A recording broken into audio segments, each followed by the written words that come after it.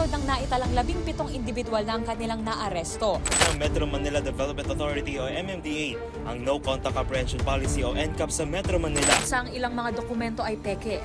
Hindi rin legal ang employment na ipinangako sa kanila. Sa mata ng batas, mananagot ang sangkot at may sala. Dahil sa bawat paglabag, may karampatang parusa.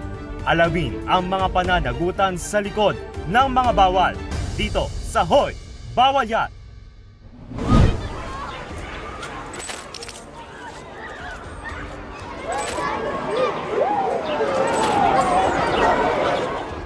Itinuturing na bullying capital sa buong mundo ang bansang Pilipinas. Ito ang lumalabas sa datos ng Second Congressional Commission on Education o EDCOM-2 kung saan halos 2 sa bawat 3 grade 5 students ang nakararanas ng bullying ng isang beses sa isang buwan. Habang batay naman sa Program for International Student Assessment o PISA noong 2022, 43% ng mga babae at 53% ng malalaki mag-aaral ay nakararanas ng bullying ng higit isang beses sa isang buwan. Para naman sa Southeast Asia Primary Learning Metrics noong 2024, ang Pilipinas ang may pinakamataas na kaso ng bullying sa buong Timog Silangang Asya. Pilipinas po ay tinaguri ang bullying capital of the world. The most recent CPLM 2024 report shows that the Philippines has the highest bullying rate in Southeast Asia, with 50% of our grade 5 students reporting being bullied at least once a month. Sa kabila ng umira na Anti-Bullying Act of 2013 o ang Republic Act No. 10627, tilalaga na pa rin sa bansa ang bullying. Pero ano nga ba muna ang ibig sabihin ng bullying? Ayon sa Section 2 ng Anti-Bullying Act, ito ay mga malulubha at paulit-ulit na ginagawa sa paaralan at digital space na nakapagdudulot ng takot, sakit at magkakaroon ng hindi ligtas na environment para sa mga estudyante. Kabilang dito ang pisikal at emosyonal na pananakit, mapanirang puri, diskriminasyon, at ang pambubuli na nangyayari sa social media o cyberbullying. Sa panayam natin kay Department of Education o DepEd Assistant Secretary Roger Masapol, mahirap ang masabi kung gaano kalaganap ang bullying sa bansa dahil umano sa mga kasong hindi nakalalapit sa kinauukulan. Alam mo, yung data ng bullying kasi, merong isa na hindi lahat ng insidente ay nare-report sa atin. Pero meron po tayong dinevelop na mechanism itong telesafe. Naglaan po kami ng dedicated na direct line o hotline para bigyan ng daan ang mga bata kahit mga teacher na nakakaranas ng anxiety or bullying or even mental health problem na tumawag dito sa aming telesafe. Tinutukoy rito ni Masapol ang inilunsad na number 33733 na DepEd, isang telesafe hotline na direkta nakakonekta sa National Center for Mental Health o NCMH Crisis Hotline. Layo nito na ilapit ang kalinga at dekalidad na tulong sa mga mag-aaral para sa kanilang lusog isip at kaligtasan, lalo na sa mga nakararanas ng problema sa mental health dulot ng bullying. Sa ilalim ng Revised Implementing Rules and Regulation ng DepEd ng Anti-Bullying Act, tinukoy rito ang iba't ibang klase ng bullying. Bukod sa pisikal na pananakit o physical bullying, may tuturing na rin bullying ang paghamak sa emotional well-being ng isang estudyante o tinatawag na emotional bullying. Kabilang din ang verbal bullying o mga mapanirang puri at mapanakit na pananalita laban sa isang estudyante tungkol sa kanilang sarili, pananamit o katawan kung saan kasama rito ang mga pasulat na paninira. Cyberbullying ang tawag kung ito ay nangyayari sa digital space, habang social bullying ang tawag sa pagkutya sa social status ng isang estudyante gaya ng pagiging PWD, indigenous people at mga kabilang sa religious group. Kasama na rin ang gender-based bullying o mga uri ng pamamaya sa mga estudyante na base sa kanilang gender expression o identity. So, dumako naman tayo sa parte ng mga magulang. Kapag po ba nalaman ng mga magulang na binubuli yung kanilang anak, ano po ba yung first steps or mga kailangan nilang gawin to address this bullying against their children? Oo, may level po yan eh. Una, siyempre, level po ng guro yan. Kung kaya pang maayos, sa level ng guro, ito po yung tinatawag nating advisor level. Okay. So, pag-aarapin po yung mag-aaral, yung dalawang involved, at kung maayos na magkakaroon ng agreement. Pero kung hindi pa, ipatatawag ng school yung mga magulang ng bata at ito ay iharap na sa harapan ng principal.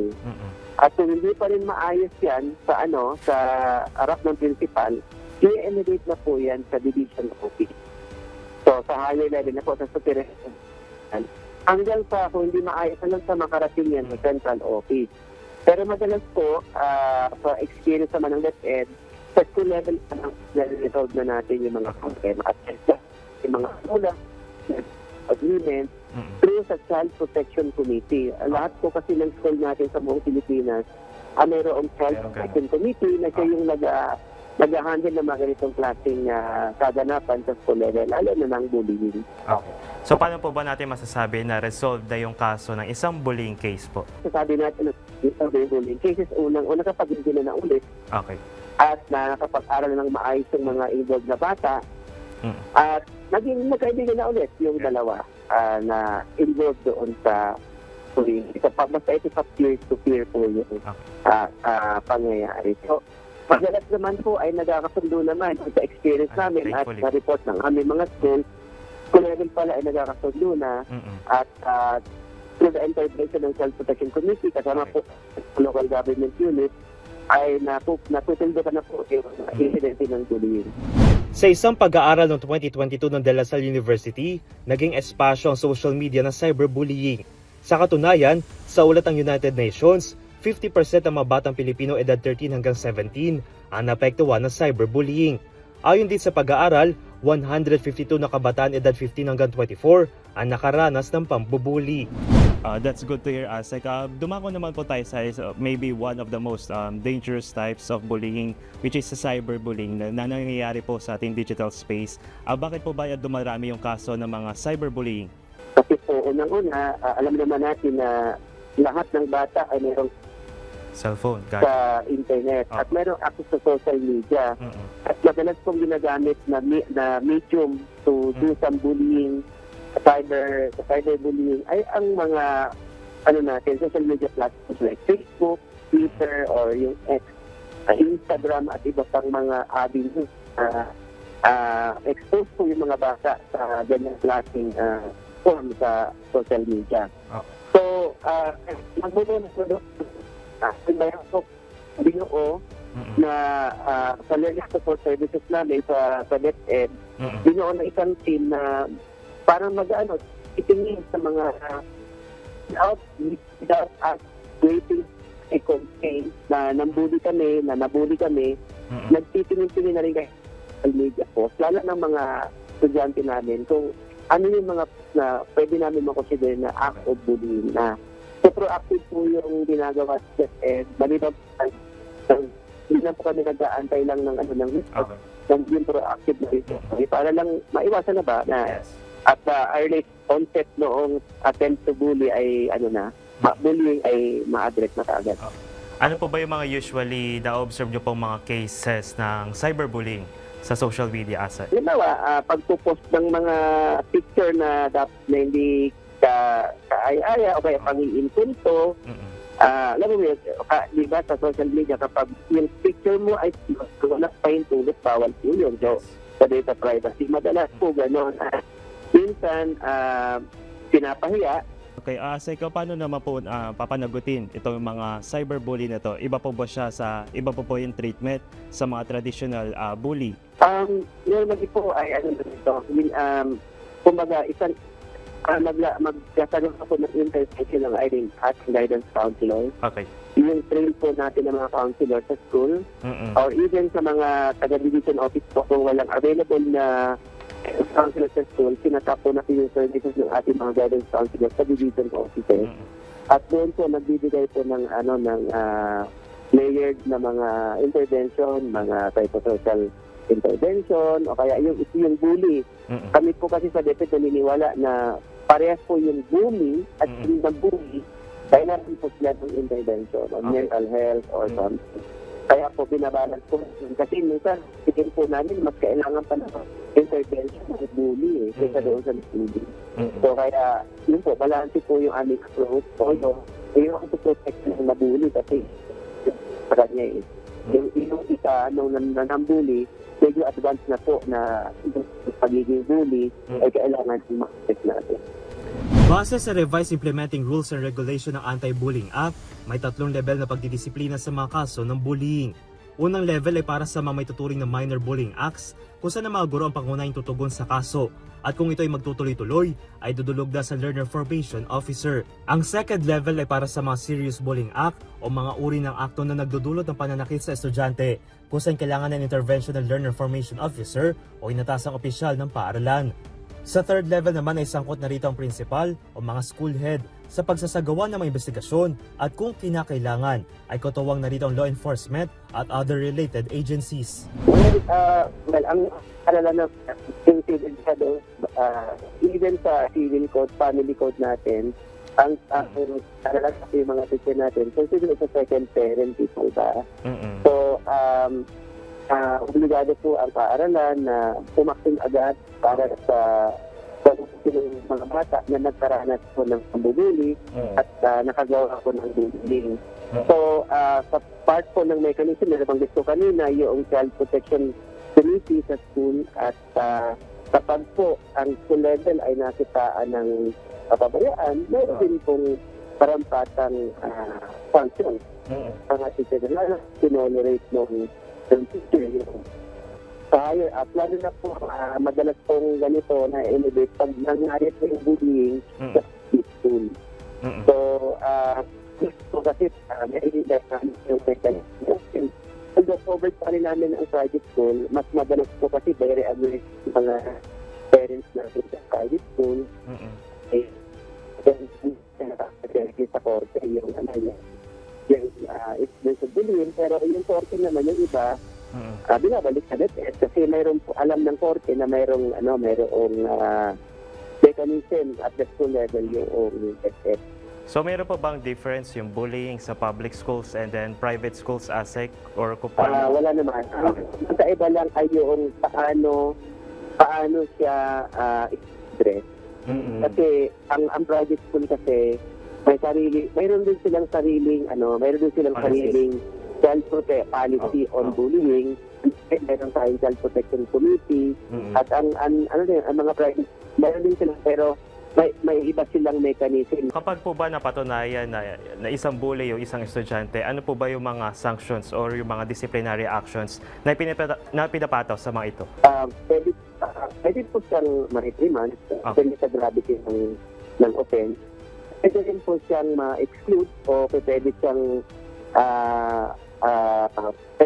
ma-expel. Pero yung expulsion po parang hindi natin yan nagagawa kasi masyadong harsh na pong punishment po yun. Ang nangyayari po is that madalas po is reprimand. Yes. At binirefer po namin sa mga psychologists yung iba at yung iba naman nire-refer natin sa mga counselors para mabigyan ng karampatang intervention. Pero yung exclusion, kasi po siyang sabihin ng transfer na lang sa ibang private school, ganyan.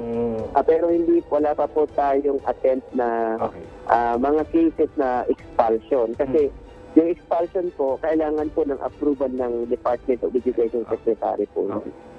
So, naman hindi pa naman tayo gano'n. Noong Marso, nagkaroon ng pagtalakay sa Senado tungkol sa planong pagpapalawak ng Anti-Bullying Act. At isa sa binigyang pansin dito ng EDCOM2 ang mga hamon sa pagtugon sa bullying. Halimbawa nito mga bilang ng underreported cases. DepEd Telesafe data shows that reported cases peak at over 20,000 in school year 2018 to 2019. So, ibig sabihin po nito, ayon po sa datos ng DepEd, 0.1% lang ng learners ang nakararanas ng bullying kumpara po sa 43% at 50% na naririnig natin mula sa PISA at sa CPLM. So, bakit po ang laki ng discrepancy? In the past, schools have historically underreported incidents because our monitoring and evaluation forms rewarded 0 cases as a sign of good performance. At isa pa sa mga nananatiling hamon ay ang kawalan ng mga eksperto at personnel. For years, the only dedicated person expected to implement the anti-bullying law in schools was the guidance counselor. At gaya ng nabanggit, hindi po lahat ng paaralan may guidance counselor. As of March 2024, around 79% of DepEd's guidance counselor positions, or 4,000 plantilla items, remain unfilled. we are not producing enough licensed graduates to meet this demand, leaving a massive gap in student support and making it impossible to handle the sheer volume of cases. This historical bottleneck is exactly why the IRR was revised, as it had to introduce dedicated officers to take this burden off of our guidance counselors. Bilang tugon dito, nakapalob sa revised IRR ng DepEd ang pagbuo ng mga Child Protection Committee o CPC sa mga public school na pangunahing binubuo ng mga school head, guro at mga kinatawan ng mga magulang, estudyante at komunidad. Yung mga CPC po ay napakalaki ang responsibilidad sa paaralan. Sila po yung nagda-draft ng policies, sila yung nag-initiate ng awareness programs. Sila rin po yung nagde-develop ng referral systems, nag-identify ng students at risk, nag-monitor ng cases, at sila din po yung inaasahang magko-coordinate sa Women and Children Protection Desk ng PNP, sa mga local social welfare and development offices, at sa iba-iba pang mga government agencies. Pero ayon kay Comia, nagiging overburdened din ang mga CPC dahil pa rin sa kawalan ng personnel at pondo para sa mga school-based initiative.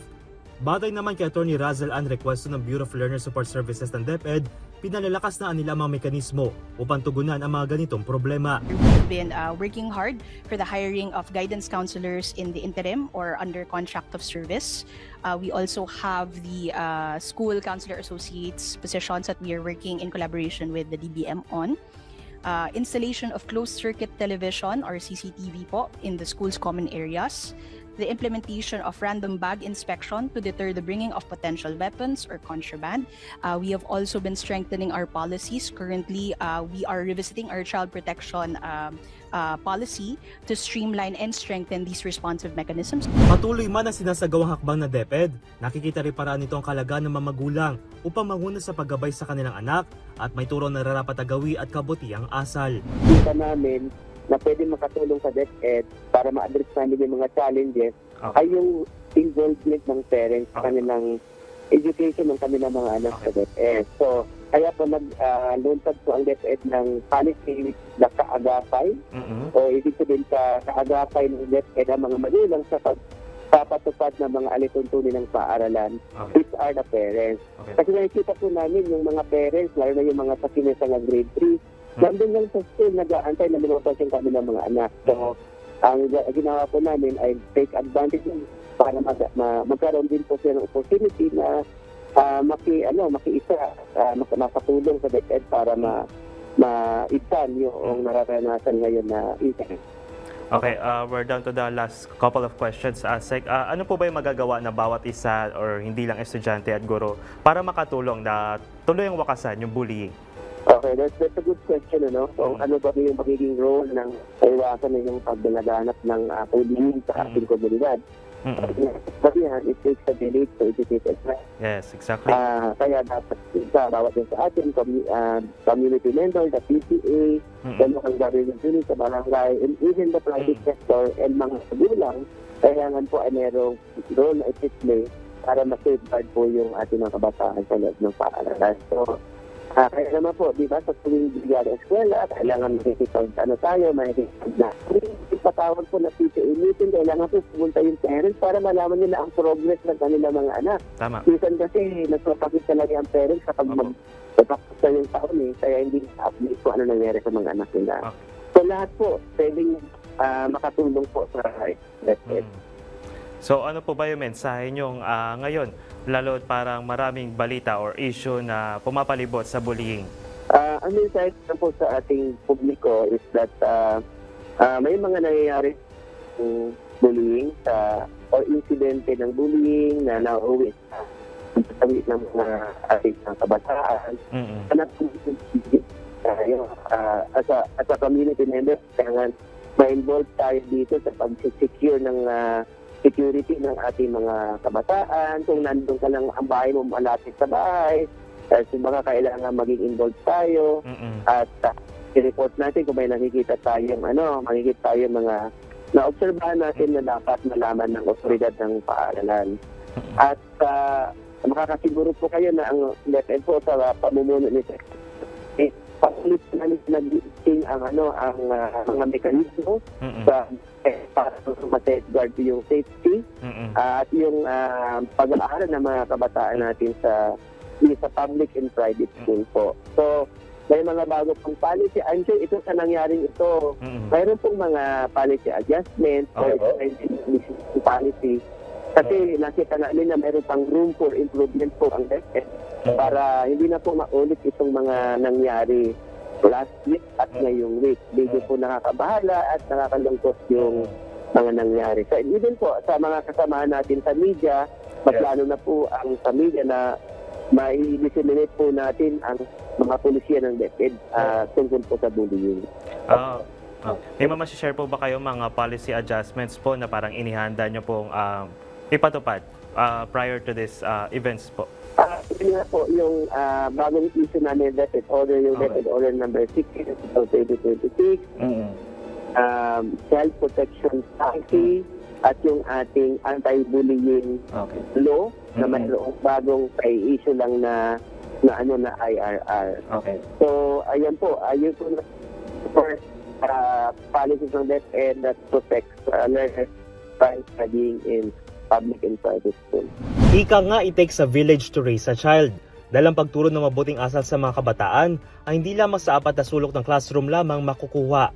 Dahil ito dapat ay nagsisimula sa kanilang tahanan, papuntang paaralan hanggang sa mga komunidad. Kung kaya mas malaking hamon ito sa mga magulang na simulan ng pagpapalaki ng tama tulad ng pagturo sa kung ano ang tama at mali, pagpapalaga sa respeto, pag-unawa sa pagkakaiba ng bawat isa at pagtanggi sa anumang uri ng karahasan. Kaya kung meron pa kayong mga isyong nais pag-usapan, idulog nyo na yan dito sa Hoy! Bawal Yan! Ito si Dustin Bag ng DZRH TV, una sa Pilipinas, una sa Pilipino.